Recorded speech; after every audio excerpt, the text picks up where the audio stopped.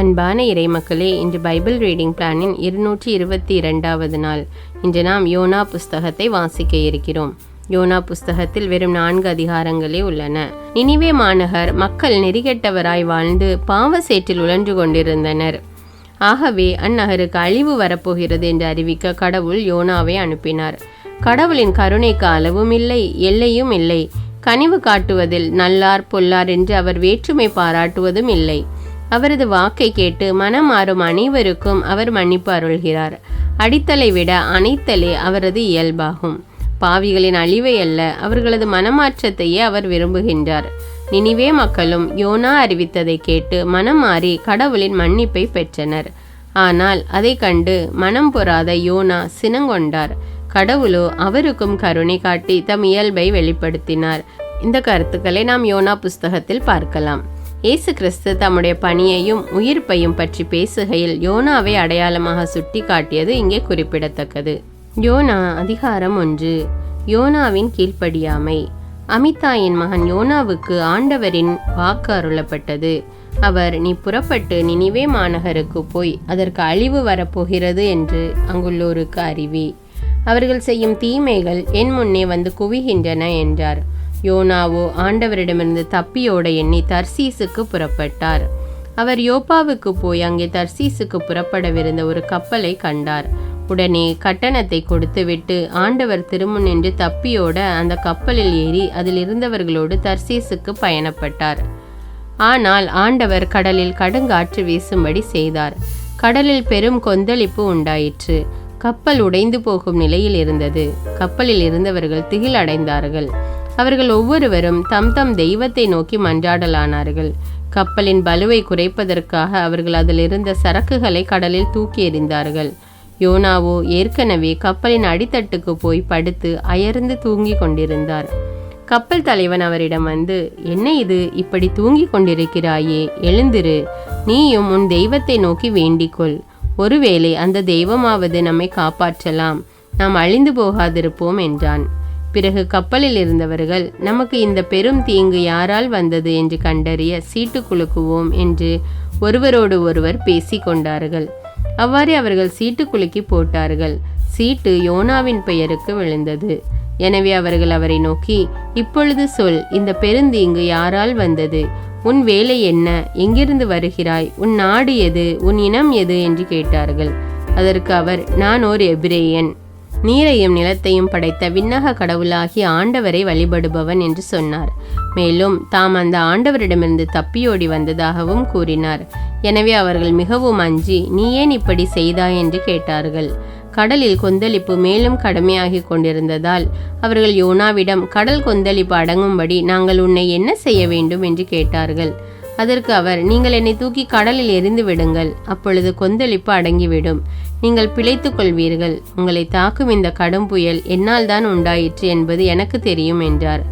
ஆயினும் அவர்கள் கரை போய் சேர மிகுந்த வலிமையுடன் தண்டு வலித்தனர். ஆனால் அவர்களால் இயலவில்லை. ஏனெனில் கடலின் கொந்தளிப்பு மேலும் மிகுதியாகி கொண்டே இருந்தது. அவர்கள் அதை கண்டு ஆண்டவரை நோக்கி கதறி, ஆண்டவரே, இந்த மனிதனுடைய உயிரின் பொருட்டு எங்களை அழிய விட வேண்டாம். குற்றமில்லாத ஒருவனை சாகடித்ததாக எங்கள் மீது பழி சுமத்த வேண்டாம்.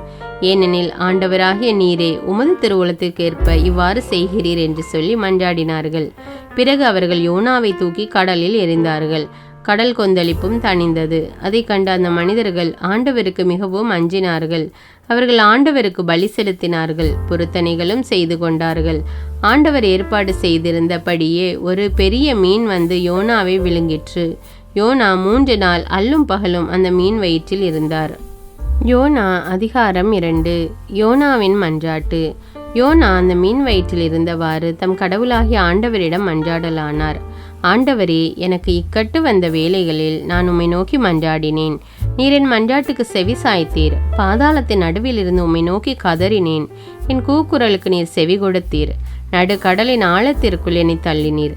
தண்ணீர் பெருக்கு என்னை சூழ்ந்து கொண்டது. நீர் அனுப்பிய அலைத்திரை எல்லாம் என் மீது புரண்டு கடந்து சென்றன. அப்பொழுது நான் உமது முன்னிலையில் இருந்து புறம்பே தள்ளப்பட்டேன். இனி எவ்வாறு உமது கோவிலை பார்க்க போகிறேன் என்று சொல்லிக் கொண்டேன். மூச்சு திணறும்படி தண்ணீர் என்னை அழுத்திற்று. ஆழ்கடல் என்னை சூழ்ந்தது. கடற்பாசி என் தலையை சுற்றி கொண்டது. மலைகள் புதைந்துள்ள ஆழம் வரை நான் கீழுலகிற்கு இறங்கினேன். அங்கேயே என்னை என்றும் இருத்தி வைக்கும்படி அதன் தாழ்பால்கள் அடைத்து கொண்டன. ஆனால் என் கடவுளாகிய ஆண்டவரே, நீர் அந்த குழியிலிருந்து என்னை உயிரோடு மீட்டீர். என் உயிர் ஊசலாடி கொண்டிருந்த போது ஆண்டவரே, உம்மை நினைத்து வேண்டுதல் செய்தேன். உம்மை நோக்கி நான் எழுப்பிய மன்றாட்டு உமது கோவிலை வந்தடைந்தது. பயனற்ற சிலைகளை வணங்குகின்றவர்கள் உம்மிடம் கொண்டிருந்த பற்றினை கைவிட்டார்கள். ஆனால் நான் உம்மை புகழ்ந்து பாடி உமக்கு நன்றி பலி செலுத்துவேன். நான் செய்த பொருத்தனைகளை நிறைவேற்றுவேன். மீட்பு அளிப்பவர் ஆண்டவரே என்று வேண்டிக் கொண்டார். ஆண்டவர் அந்த மீனுக்கு கட்டளையிட அது யோனாவை கரையிலேயே கக்கியது. யோனா அதிகாரம் 3. நினிவேயில் யோனா. 2ஆம் முறையாக யோனாவுக்கு ஆண்டவரின் வாக்கு அருளப்பட்டது. அவர், நீ புறப்பட்டு நினிவே மாநகருக்கு போய் நான் உன்னிடம் சொல்லும் செய்தியை அங்குள்ளோருக்கு அறிவி என்றார். அவ்வாறு யோனா புறப்பட்டு ஆண்டவரது கட்டளைப்படி நினிவேக்கு சென்றார். நினிவே ஒரு மாபெரும் நகர். அதை கடக்க 3 நாள் ஆகும். யோனா நகருக்குள் சென்று ஒரு நாள் முழுதும் நடந்த பின் உரத்த குரலில், இன்னும் 40 நாளில் நினிவே அழிக்கப்படும் என்று அறிவித்தார். நினிவே நகர மக்கள் கடவுளின் செய்தியை நம்பி எல்லோரும் நோன்பிருக்க முடிவு செய்தார்கள். பெரியோர் சிறியோர் அனைவரும் சாக்கு உடை உடுத்தி கொண்டனர். இந்த செய்தி நினிவே அரசனுக்கு எட்டியது.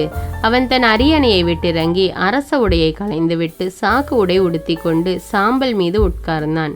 மேலும் அவன் ஒரு ஆணை பிறப்பித்து அதை நினிவே முழுதும் பறைசாற்ற செய்தான். இதனால் அரசரும் அரச அவையினரும் மக்கள் அனைவருக்கும் அறிவிப்பதாவது, எந்த மனிதரும் உணவை சுவைத்து கூட பார்க்கக்கூடாது. ஆடு மாடு முதலிய விலங்குகளும் தீனி தின்னவோ தண்ணீர் குடிக்கவோ கூடாது. மனிதரும் விலங்குகளும் சாக்கு உடை உடுத்தி கொண்டிருக்க வேண்டும். ஒவ்வொருவரும் கடவுளை நோக்கி மன்றாட வேண்டும். தம் தீய வழிகளையும் தாம் செய்து வரும் கொடுஞ்செயல்களையும் விட்டொழிக்க வேண்டும். இவ்வாறு செய்தால் கடவுள் ஒருவேளை தம் மனத்தை மாற்றிக்கொள்வார். அவரது கடுஞ்சினமும் தனியும், நமக்கு அழிவு வராது. கடவுள் அவர்கள் செய்தது அனைத்தையும் பார்த்தார். அவர்கள் தீய வழிகளினின்று விலகியதை அவர் கண்டு தம் மனத்தை மாற்றிக்கொண்டார். தாம் அவர்கள் மீது அனுப்புவதாக சொல்லியிருந்த தண்டனையை அனுப்பவில்லை. யோனா அதிகாரம் 4. யோனாவின் சினமும் கடவுளின் இரக்கமும். ஆனால் இது யோனாவுக்கு சிறிதும் பிடிக்கவில்லை. அவர் கடுஞ்சினம் கொண்டு ஆண்டவரிடம் முறையிட்டார். ஆண்டவரே, நான் என் ஊரை விட்டு புறப்படும் முன்பே இதைத்தானே சொன்னேன். இதை முன்னிட்டே நான் தர்சீசுக்கு ஓடி போக முயன்றேன். நீர் கனிவு மிக்கவர், இரக்கமுள்ளவர், மிகுந்த பொறுமையும் அளவிலா அன்புமுள்ள கடவுள் என்பது எனக்கு தெரியும். அழிக்க நினைப்பீர், பிறகும் மனதை மாற்றிக்கொள்வீர் என்பதும் எனக்கு அப்போதே தெரியும். ஆகையால் ஆண்டவரே, என் உயிரை எடுத்துக்கொள்ளும்.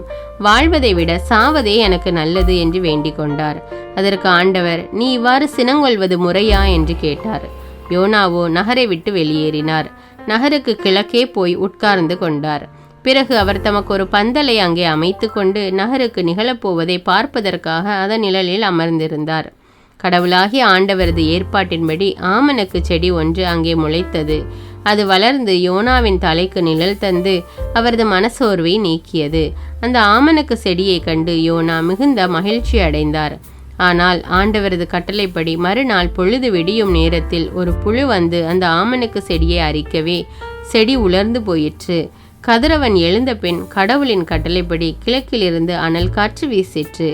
கடும் வெயில் யோனாவின் தலையை தாக்கவே அவருக்கு மயக்கம் உண்டாயிற்று. வாழ்வதை விட சாவதே எனக்கு நல்லது என்று அவர் சொல்லி தமக்கு சாவு வர வேண்டும் என்று வேண்டிக் கொண்டார்.